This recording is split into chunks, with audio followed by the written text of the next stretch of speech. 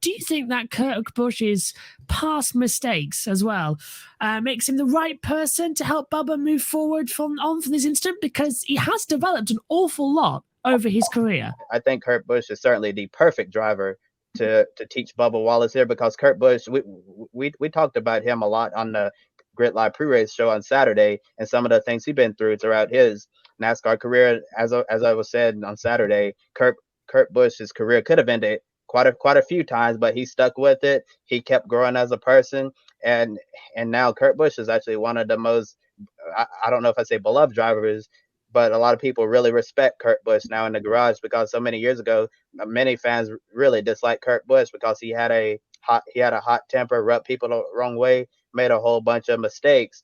But in life, we all make mistakes, and we should have an opportunity to learn from them. And Kurt has certainly learned a lot over the years, and in recent years, we've really seen a more chill version of Kurt Busch, and now walking away from racing, going to be mentoring young drivers like Bubba Wallace. And I think during this 1 week suspension, Kurt Busch is somebody Bubba Wallace should definitely have in his ear. All right, so there's several points I want to address here. I just want to be careful, make sure that I get through all of them. I want to start with Kevin Harvick's tweet, because I'm glad Kevin actually brought that up when he says, I've been guilty of several of these instances. One thing that I haven't mentioned in listing all these examples is 2015 Fall Talladega, when Harvick had a car problem and essentially spun out part of the field and caused a caution on the last green right checkered restart. And that ended up being how he advanced into the next round and ultimately the championship four. I think, again, it's not an apples to apples comparison. I don't know if it's apples to oranges either. It might be red apples to green apples, because you're still racing in the Cup Series with this playoff format trying to advance in the next round, and it's still driving a Cup Series car. It's still a dangerous situation. It can be, but that's yet another example of an intentional wreck that largely went unpunished and allowed Harvick to stay in the championship fight, which he finished second to Kyle Busch in. So, Harvick is in admitting there that, he's been a part of this culture that's been created. And I want to bring up a comment from a chat. I see one of my friends, Kyle Murphy. Good to see you here, Kyle. The sad part of this to me is knowing that this is part of the culture NASCAR has been working to create for years: maximum aggression at all times to win no matter what. And I brought this up on the Encore show as well. I'm glad Kyle did in the chat here. It always goes back to me to the aggression that we've seen. I feel like you've seen these incidents, particularly the last few years, kind of increase in number as they've gone on. Desperate drivers have been forced to do desperate things. And because of the boys have at it culture that NASCAR, embraced in the early 2010s, these drivers know that for the most part, they've been able to get away with it for the last several years. And I think that even if you're not conscious of it, it's in the back of your mind that, I saw a couple of people say it was unprecedented. I guess, in 2022, it's unprecedented. It's not unprecedented in all of NASCAR history or even recent NASCAR history, given Kyle Busch on Ron Hornaday and Matt Kenseth on Joey Logano to actually suspend a driver. But it's very rare that they've suspended drivers for this. Usually it's a fine. Usually it's a points penalty, not a full-on suspension. I think the culture, and this goes back to what we were saying earlier in the show, the culture needs to change now. And this is a very clear message that NASCAR is sending, and I would have wanted them to send this no matter what drivers were involved here. No aggression should have been suspended, and you do not double down on a wrong so that you can correct your consistency. NASCAR lost the consistency label a long time ago. They've been consistently inconsistent for years. I mean, how many times have we said this on this show, on other grid shows? They lost that a long time ago. There's no getting that back, at least in the near future. But two wrongs don't make a right. And my frustration is not that Bubba Wallace was suspended. It's that Noah Gragson wasn't. It's that Ty Gibbs wasn't. It's that Jeff Gordon wasn't in 2012. It's that Carl Edwards wasn't in 2010. And that'll lead me to Adam's comment here. Kyle Petty said that Bubba Wallace should be suspended for the rest of the year after what happened at Vegas.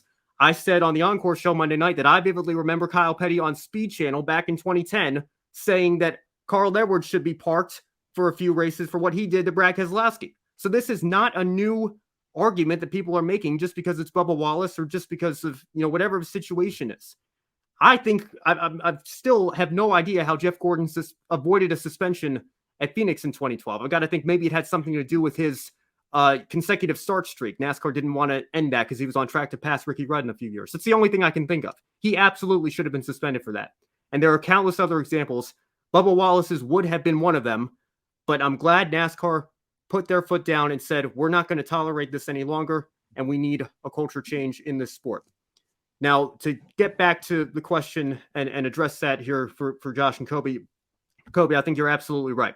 Kurt Busch is the perfect example and the perfect person to help Bubba Wallace through this. And I'm so glad that despite the emotions of his press conference on Saturday morning this weekend in Vegas, Kurt remains committed. He's going to stay with Toyota. He's going to stay with 2311.